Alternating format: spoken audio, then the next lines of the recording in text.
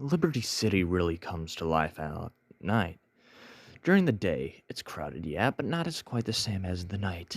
Nothing beats the sitting on the top of a skyscraper and staring down at the array of lights blinking and flashing in every direction. Occasionally, you could see a helicopter or plane pass by in the distance. It's all so full of life. Who would have thought that just under everyone's feet is ongoing network of tunnels and subway tracks? The trains run all through the night, and lighted loading stations into the depths of those damned tunnels. Down in the heart of the trams lies a vast intersection of tracks. This area is also where a couple of hundreds of homeless people flock to escape to the cold and the police. Most people like to call it Hoboland. While I've not been there down myself, I've heard stories that from people that have. A couple of accidents which caused the train to shut down right on the tracks. People there conversed with the homeless people and came back with the wild stories of a strange being that apparently lived down in the subway. This man could actually run swiftly, almost in a scurrying fashion, according to several witnesses.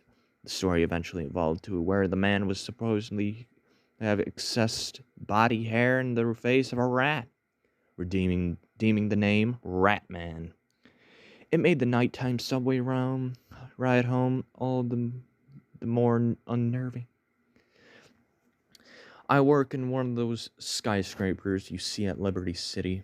Most of the time, I get off at 9 o'clock p.m. Just as the nightlife is starting to pick up, but it's almost dark by then. A few of my coworkers take the subway home at night too, whom one of them is actually a close friend. At some point around a year ago, my friend, we'll call him Jordy, was caught up in one of the trams breaking down. Not even 300 yards away was a main tenant's entrance, exit for the tram's workers. So, Jordy told the driver that he would just walk up the exit and ride a taxi home. While the rest of the riders stay aboard, Jordy climbed off and started his short hike out of the subway. The only thing that is known after that is around 4 o'clock a.m. Police found Jordy walking down the street in a daze. He was covered in orangish goo with the same texture as blood and the stank like feces. It took a couple of weeks for Jordy to even respond, and once he did, he still had no memory of what happened between approximately 10 o'clock, 10:30, and 4 a.m. when he was found. I tried to talk to Jordy, but since he was a good friend of mine, he didn't appear to be the same man until at least 3 months later. After that, he returned to work and resumed his life, but still talked noticeably less than before. One day, he and I were alone on this lunch hour, and he started to speak again. It was the first time I actually seen him speak more than a couple of words since the incident. "I saw the rat man," he said, staring at his glass.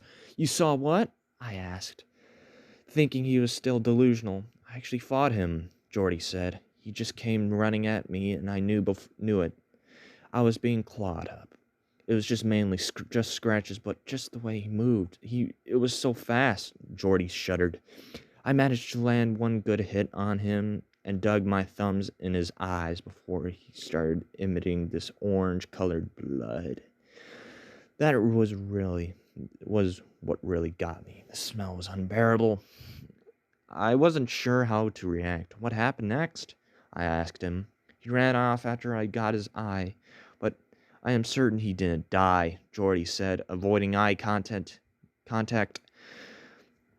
"He's still out there somewhere, and I have to finish him off." After that, Jordy became obsessed with this figure living in the subways.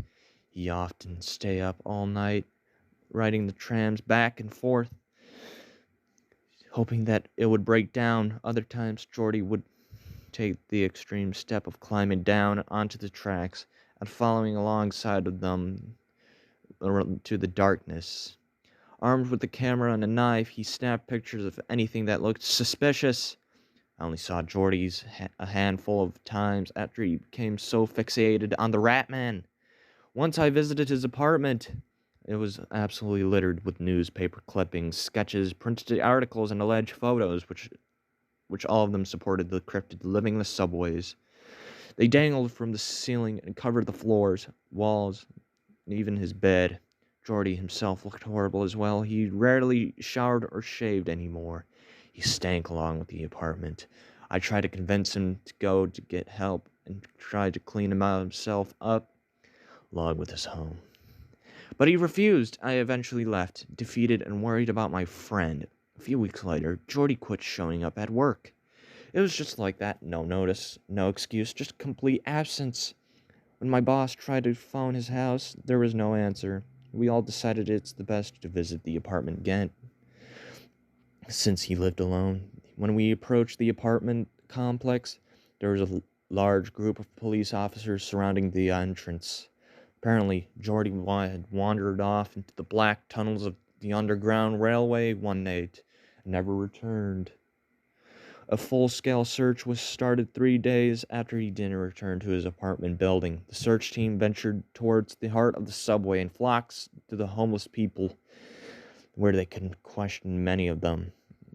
A few more of the competent hobos reported seeing a troubled man matching Jordy's description. According to them, the man thought to be Jordy was distraught and nearly sprinting towards one of the tunnels. He was holding a flashlight and had aimed it in the direction he was running. After that, nobody saw or heard anything else. After 3 more weeks, the search was closed, and Jordy was given up for lost. There was never a body recovered, nor any evidence to suggest any fate for my friend. Since then, I avoided the subway. I just can't see who bring myself to those tunnels again. However, some of my coworkers still take the trams home at night. The trains still break down at times, and stories come trailing back from the depths. The homeless man was still see a furry figure transferring the dark passageways of the tunnel. However, now there's a new series of sightings. Every so often, it is reported that beams of light sometimes flash during the distant tunnels. The description matches almost perfectly with that of the flashlight.